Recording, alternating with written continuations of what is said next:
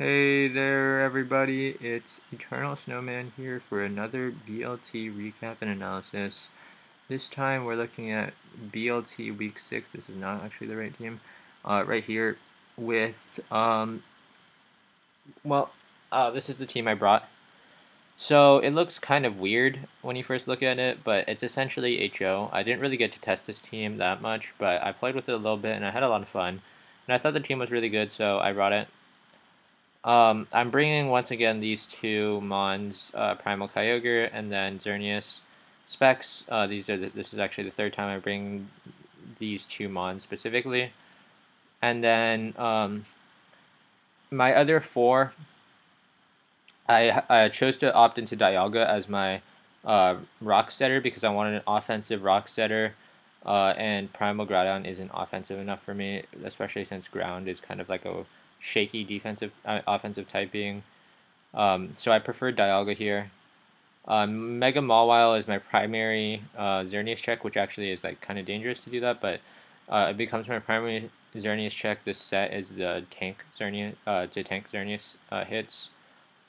Arceus-Ground is my Defogger, and this weird looking EV set and stuff is to beat Ho-Oh and Groudon while not letting Mega Ments set up on me.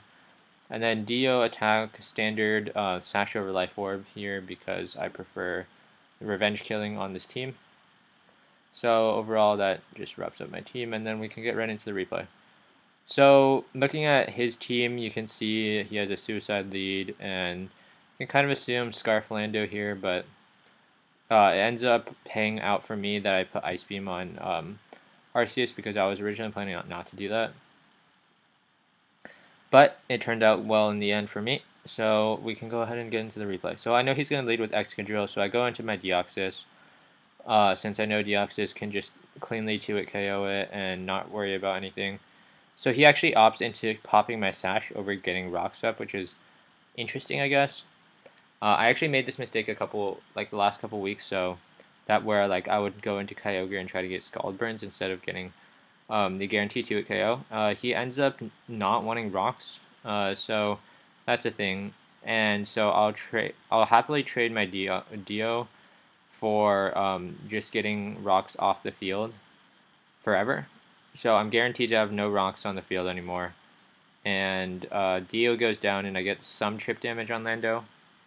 And he goes into his own Deoxys, so I go into Mawile because I know Mawile hard walls Dio. And he just switches out. And then I actually go for a knockoff here because I wanted to just like bop anything that was hitting it that would come in. But Groudon ends up coming in instead, so I kind of realized that Groudon is an offensive variant since, and I get a really lucky Precipice Blades miss.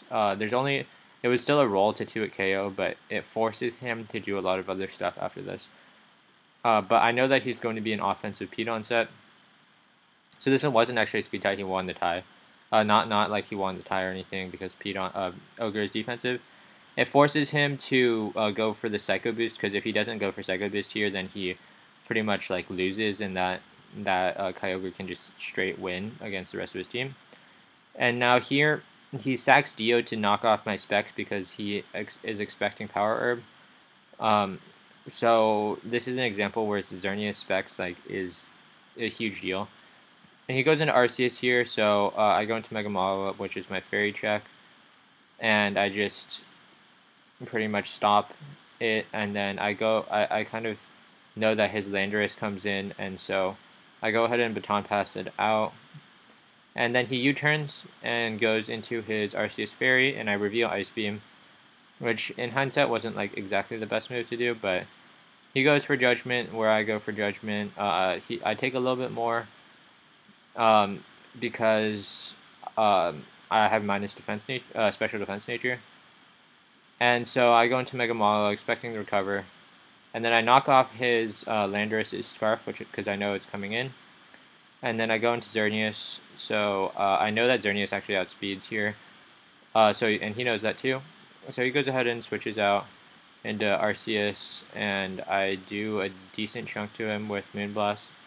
And here, like, he's kind of getting greedy. He should just kill my Xerneas, and that's what I want to do. So he does that, and then I go into Dialga because I know between all my mons, Mega Mawile would KO Arceus, but Dialga does the best against the rest of his team since it will always like 2-hit KO everything on the rest of his team. With only Flash Cannon, where he's so like there's no real switch in, but like Mega Mawile doesn't like it won't roll correctly with just Iron Head. You need to have a play rough in there as well, which could miss and stuff like that. And since Dialga actually has Shuca Berry, which is standard, and it has it intact, so it means that it's actually very good to just go Dialga here. So knowing that, he goes into his Salamence. I click Flash Cannon because it's a safe play, and there's literally no reason not to. He goes into his Salamence and he clicks Double Edge. And I just hit my Flash Cannon again because if he wants to switch, then Flash Cannon just bops him. And then I have Shuca Berry intact, so his Landorus can't kill me. And then I just click Flash Cannon, and then so Dialga pretty much puts in enough work to the point where Mega Mawile just finishes up here, and he isn't tanky enough to the point where Iron Head does less than 50. So I just win on that, and pretty solid game, honestly. The team itself is like pretty memey. I don't know.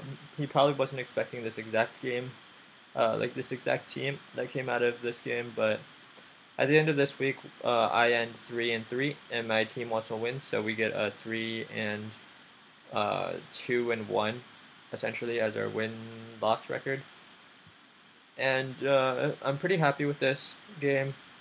And if I were to say anything so far, I think week 5 was probably the most disappointing for me personally. And I hope to improve on these games. And I guess I'll see you guys next week for another episode of BLT analysis and recap. Bye-bye.